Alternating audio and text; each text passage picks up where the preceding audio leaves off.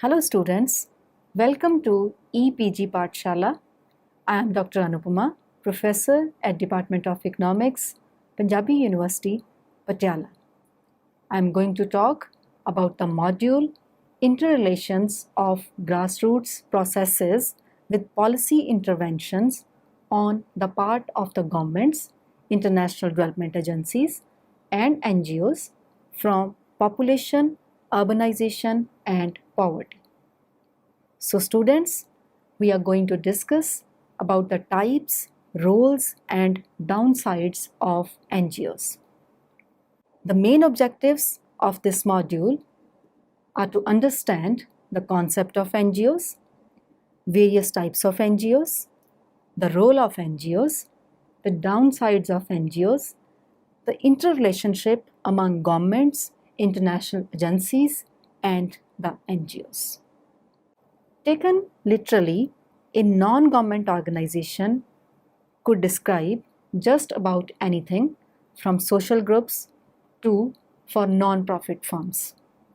Going by the World Bank's definition, we can define NGOs as private organizations characterized primarily by humanitarian or cooperative rather than commercial objectives that pursue activities to relieve suffering, promote the interest of the poor, protect the environment, provide basic social services, or undertake community development in developing countries. From this perspective, NGOs are frequently idealized as organizations committed to doing good while setting aside profit or politics. The term NGO is thus usually applied to any non-profit organizations which is independent from government. NGOs are thus identified as value-based organizations which depend in whole or in part on charitable donations and voluntary service. Although the NGO sector has become increasingly professionalized during the last 3 decades, principles of altruism and voluntarism remain key defining characteristics. Recently, NGOs have been characterized as the new favored child of official development agencies and proclaimed as a magic bullet to target and fix the problems that have befallen the development process. They are seen as instrumental in changing mindsets and attitudes in addition to being more efficient providers of goods and services. NGOs' involvement in delivery of services to the marginalized sections of the societies is always considered to be desirable because these organizations are supposed to counter the inefficiencies of government and address the harsh effects of economic policies. Although there are indications that the enthusiasm and interest in NGOs is decreasing, yet they remain the preferred recipients and implementers of development assistance from international donor community. These NGOs, through direct programs or through the governments, always access funding for the poor. It is generally believed that the NGOs fill the gaps created by existing government policies. They work where the government fails. The macroeconomic policies have a broader view about the society and may ignore the practical problems in their implementation due to the structural bottlenecks which differ in their character from place to place. Since the NGOs work at the grassroots level, they are considered to be more efficient and effective. They are innovative, flexible, independent, and responsive to the problems of poor people at the grassroots level. The growth of such NGOs over the past 2 decades has given them an increasingly important role and has led them forming a distinctive sector within civil society. They have been engaged in all sectors of social life, such as relief, rehabilitation, health, education, development programs, peace, human rights, and environmental issues, using finance raised from voluntary, private sources, and donor agencies, and managing themselves autonomously at local, national, and international levels. However, the critics may also attack the motives, the contribution, and the independent status of the NGOs. They say that NGOs are only a weak link between the policymakers and the society. They are just a reflection of government's unwillingness to achieve the set targets. They are never financially independent and often follow the government agenda for getting easy flow of funds. Moreover, whatever they do is highly localized, and therefore their contribution in overall goals is very insignificant.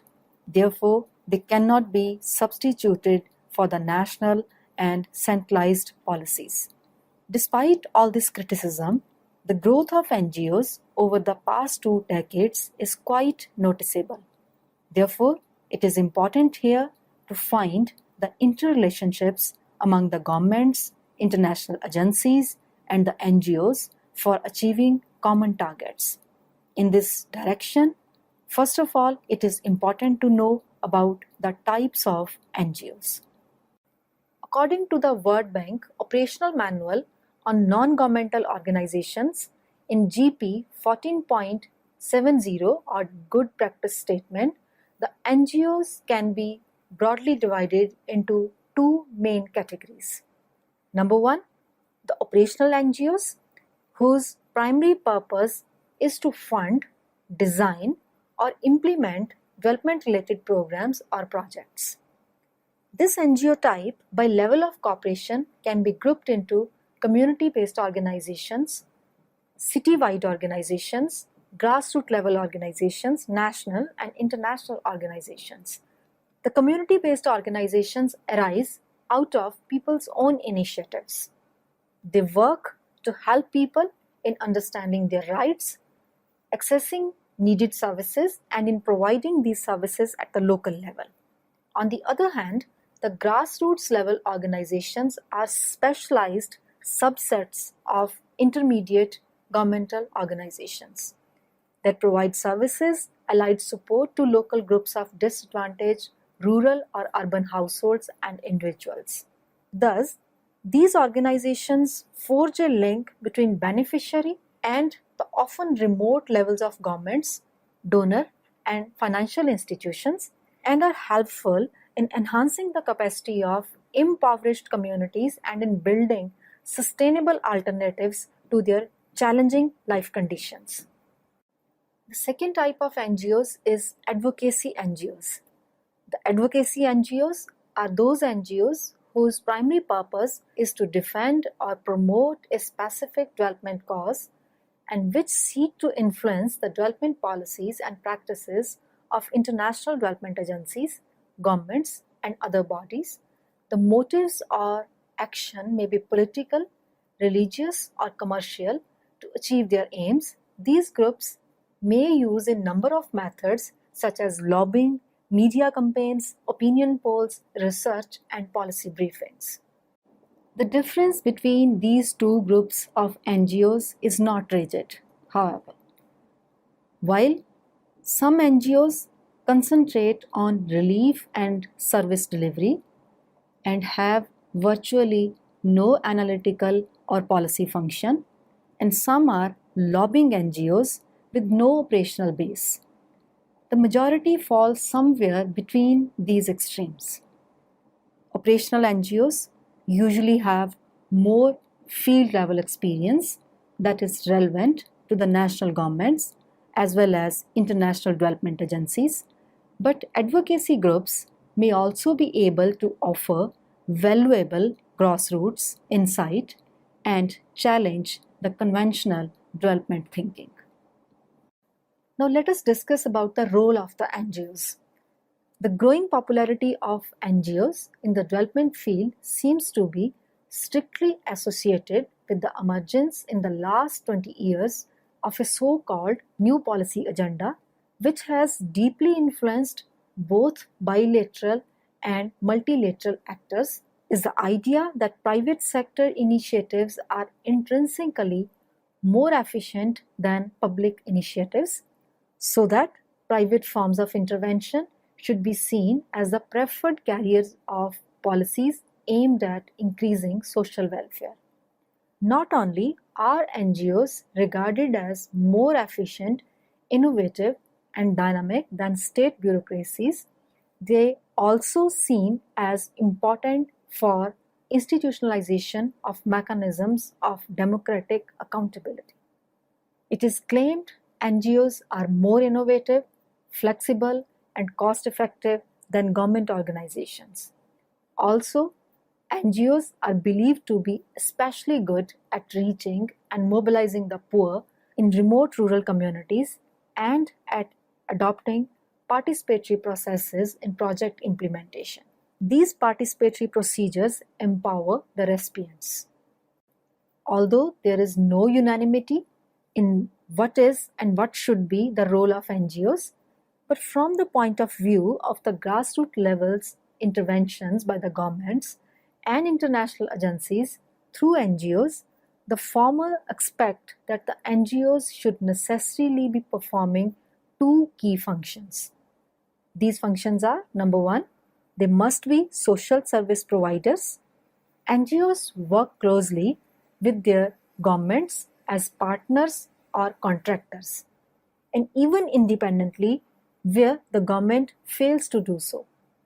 More and more NGOs in developing countries or countries in transition receive funds from their governments or donors and perform as service providers. Even though NGOs have been providing services independently from government since their beginning, cooperation with government in providing direct services increasingly became more common during the last 2 decades. This is mainly due to the tendency of the governments as well as international institutions to encourage NGOs to engage in service providing for several reasons.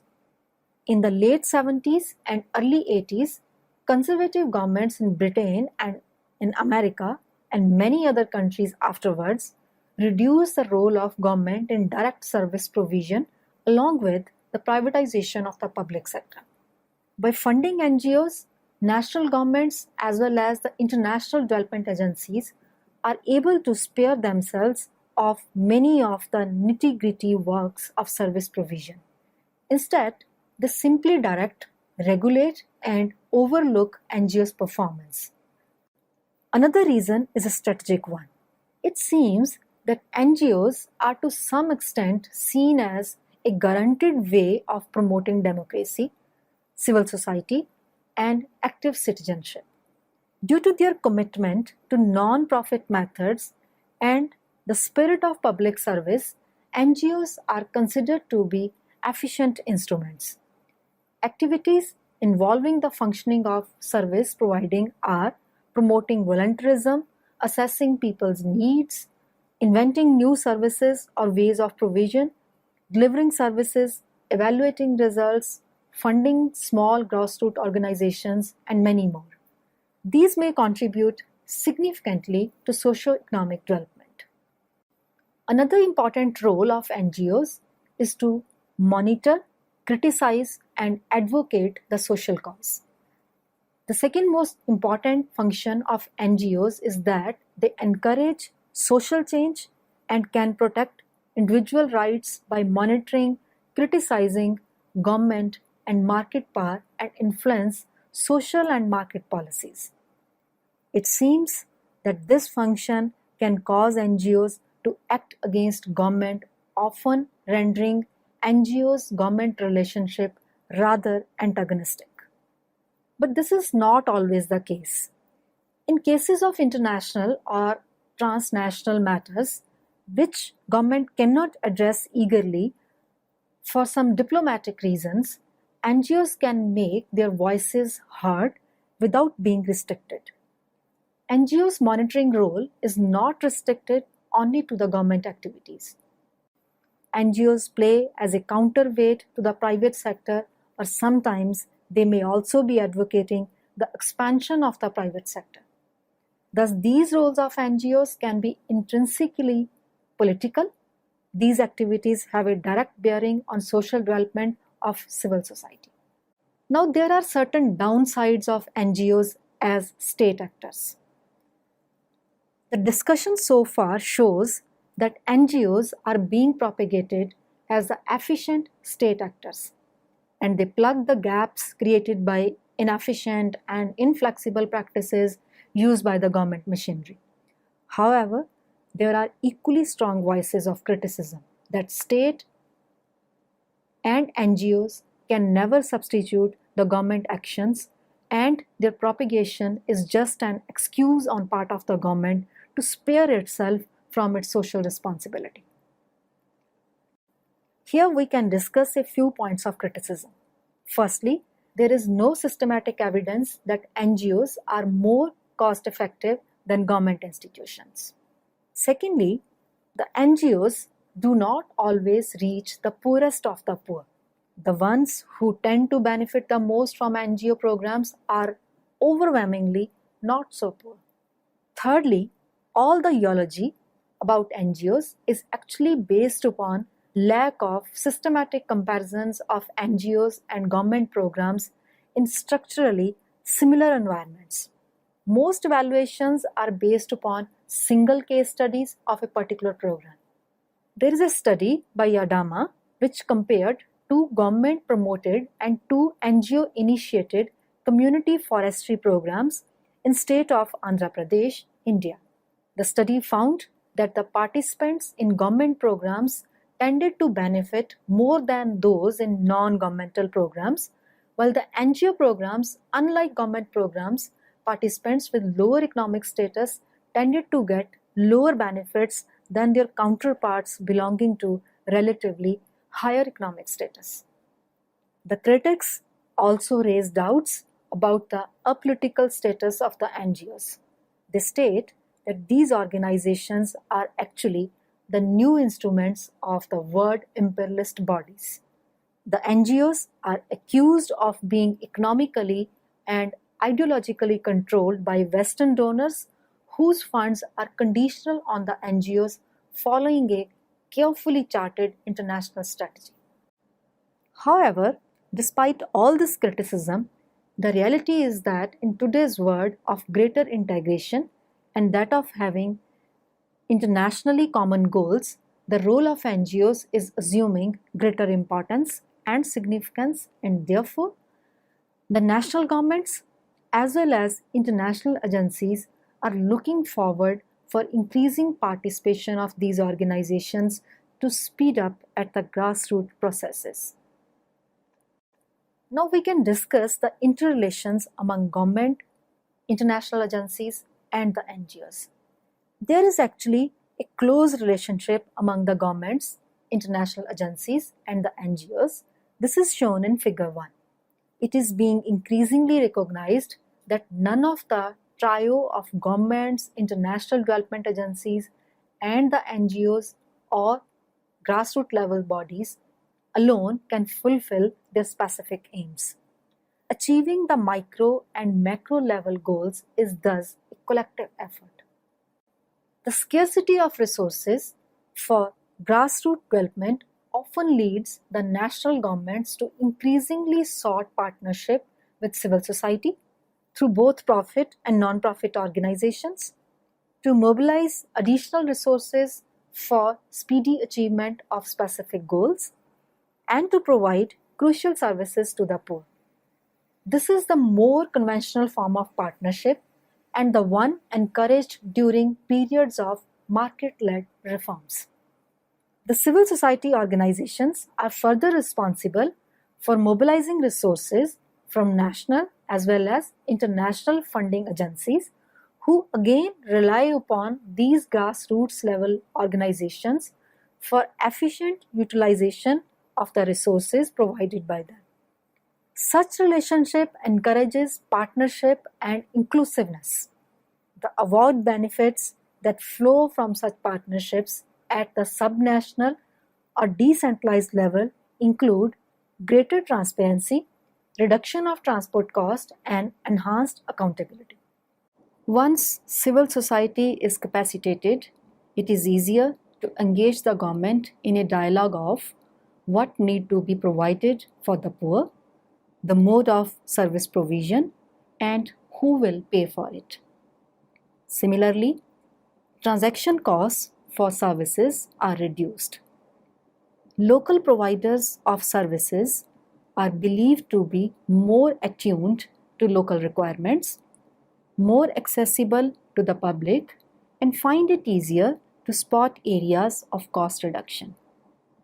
However, the skeptics also feel that a lack of suitable negotiating skills and inadequate market conditions may render some of these partnerships less productive and therefore less conducive to development. As a result, weak accountability and transparency, as well as the asymmetrical power of the partners, may lead to short-term opportunistic partnerships of dubious value to the poor segments of community at large. However, the governments can play a pivotal role in fostering an enabling environment. Good partnerships must be based on principles that are value-driven, inclusive, transparent, and accountable. Then, the building of capacities of civil society and government for entering such partnerships without the risk of failure becomes an easier proposition.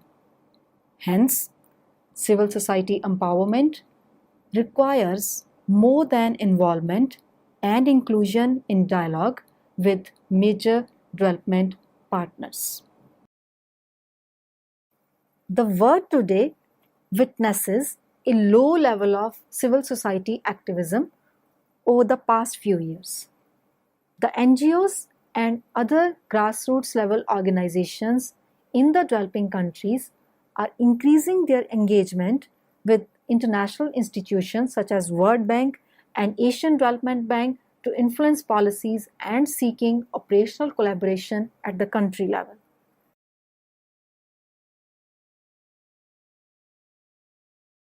These institutions are also now increasingly relying upon the NGOs for disbursement of the funds.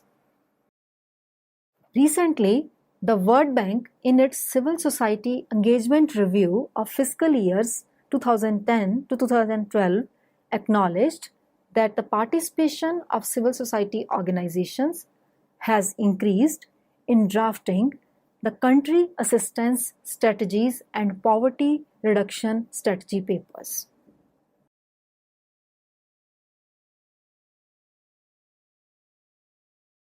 It showed that during the period 2010 to 12, the civil society organizations participated in 82% of 1,018 new projects and programs financed by the bank. These organizations were also important beneficiaries of community-driven development projects, which received some $4.5 billion in 2012.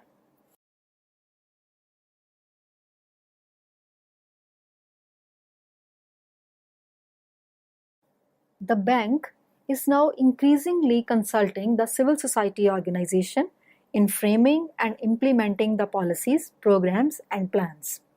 During 2009 to 2012, the bank held nearly 24 multi-stakeholder consultations at the global level, which include representatives from multilateral and bilateral agencies, private sector, governments, media, and civil society organizations.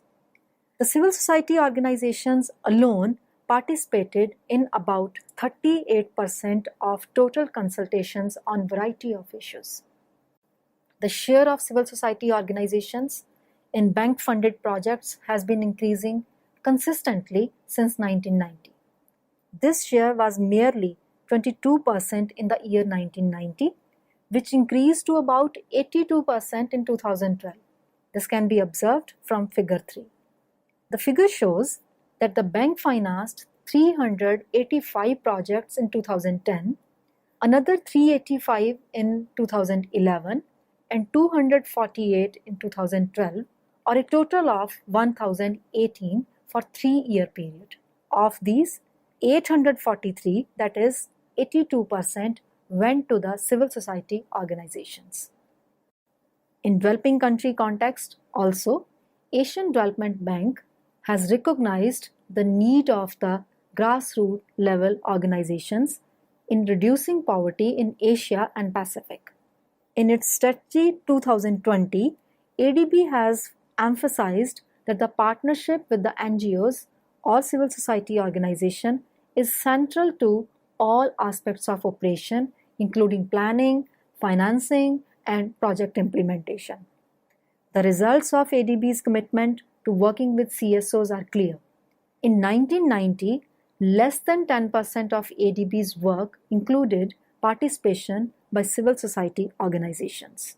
Today, more than 91% of ADB projects include civil society organization contributions to design, implementation, or monitoring. This can be observed from figure 4.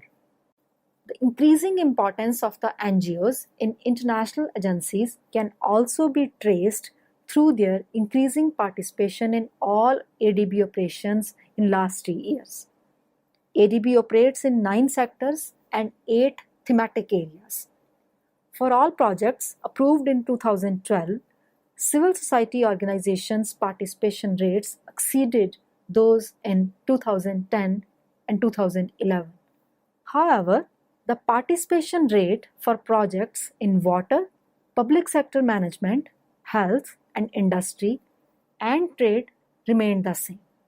With the exception of finance and transport and information and communication technology, civil society organization participation was 100% in nearly all sectors in 2012.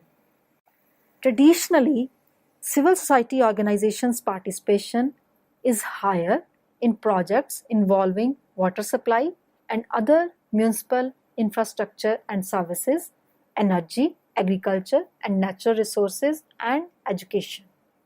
Civil society organizations' participation in public management, health and social protection, industry and trade became more mainstreamed in 2011-12, resulting partly from more numerous staff awareness workshops and more training at headquarters and the resident missions.